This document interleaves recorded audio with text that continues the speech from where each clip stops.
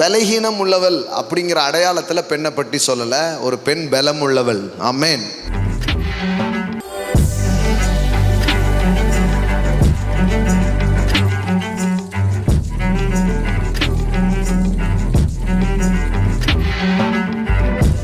அந்தபடி புருஷர்களே, மனைவியானவள் பலவீனமான பாண்டமாய் இருக்கிறபடியினால் உங்கள் ஜபங்களுக்கு தடைவராதபடிக்கு நீங்கள் விவேகத்தோடு அவர்களுடனே வாழ்ந்து, அவங்களோட வாழ்கிறதுக்கு உங்களுக்கு விவேகம் தேவை, வாழ்ந்து உங்களுடனே கூட அவர்கள் நித்திய ஜீவனைய கிருபையை சுதந்திரத்துக் கொள்கிறானபடியினால் அவர்களுக்கு செய்ய வேண்டிய கனத்தை செய்யுங்கள். ஸோ இந்த பலவீனம்ங்கிற வார்த்தையை நான் சொல்ல விரும்புகிறேன். இது என்னன்னா, பலவீனம்னு அர்த்தம்னா சரீரத்தில் பலம் இல்லாதவங்க அப்படி கிடையாது. அவங்க ஒரு பெண் மென்மையானவள். அவள் எப்படி இருக்கிறா? ரொம்ப மென்மையானவளாக இருக்கிறா. மென்மையானவனா சம்டைம் ஃபிசிக்கலாகவும் மென்மையாக தான் இருக்குது. பட்டு போன்ற மேனிக்கு ரெக்ஸோனா அப்படிங்கிற மாதிரி ஃபிசிக்கலியும் மென்மையாக தான் இருக்குது. ஆனால் அவங்களுடைய எமோஷனல்லி அவங்க எப்படி இருக்கிறாங்க? ரொம்ப மென்மையாக இருக்கிறாங்க. அதாவது ஒரு ஆண் எப்போவுமே அந்த உணர்ச்சி அப்படிங்கிற மண்டலத்தில் அவன் செயல்படுறது இல்லை. ஒரு பெண் எப்போவுமே எந்த மண்டலத்தில் தான் இருக்கிறா? எமோஷனல் வேர்ல்டில் தான் அவள் இருக்கிறா. அதனால தான் நீங்கள் பார்த்தீங்கன்னா டக்குன்னு யார் அழுதுடுறா? இப்போ என்ன சொல்லிட்டேன், டக்குன்னு வந்துடுது,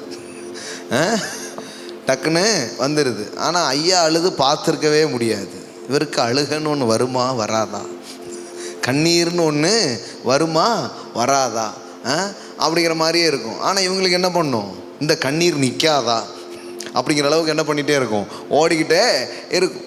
ரொம்ப உணர்வு பூர்வமானவள், ரொம்ப மென்மையானவளாக அவள் இருக்கிறாள் அப்படிங்கிற விதத்தில் தான் என்ன பண்ணியிருக்கு, சொல்லியிருக்கு பாருங்கள். ஆமாம், அதுவும் பாருங்கள், நம்ம சரித்திரத்திலே பாருங்கள், எத்தனையோ பெண்கள் போரிட்டார்கள். ஜான்சி ராணி எல்லாமே என்ன பண்ணுறோம், படிக்கிறோம்.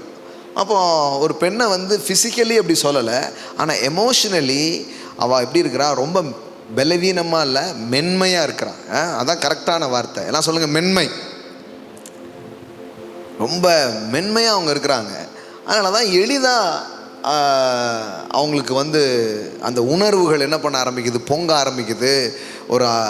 ஒரு நல்ல விஷயமோ கெட்ட விஷயமோ டக்குன்னு எமோஷ்னலி அவங்க என்ன பண்ணுறாங்க ஆகிறத பார்க்க முடியுது. அதனால தான் அந்த விதத்தில் தான் சொல்லியிருக்கு, அவங்க அப்படி இருக்கிறாங்க, ஒரு சாஃப்ட் இந்த எமோஷனல் வே.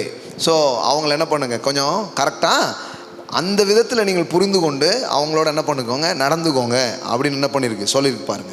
மற்றபடி பலகீனம் உள்ளவள் அப்படிங்கிற அடையாளத்தில் பெண்ணை பற்றி சொல்லலை, ஒரு பெண் பலம் உள்ளவள். ஆமென். பிரசவ வழி பாருங்க. ஆனால் ஒரு பெண் அவ்வளோ பெரிய ஒரு பெயினை அவள் என்ன பண்ணுறா, தாங்குறா. அவளை போய் நம்ம சொல்ல முடியுமா பலவீனமான பாண்டம்னு? பார் அப்படின்னா அவ்வளோதான், பார்க்கவே முடியாது நிறைய பேரால். அந்த நேரத்தில் அவங்க கடந்து போகிற அந்த வேதனையை பார்க்கவே என்ன பண்ணுறது முடியாது. இப்போ அதெல்லாம் தாங்கி அவங்க வர்றாங்கன்னா அப்படி சொல்லிடல, அவங்க ஃபிசிக்கலி அவங்க வீக்குன்னு என்ன பண்ணல சொல்ல, அவங்க ரொம்ப மென்மையாக இருக்கிறாங்க, ரொம்ப சாஃப்டாக இருக்காங்க.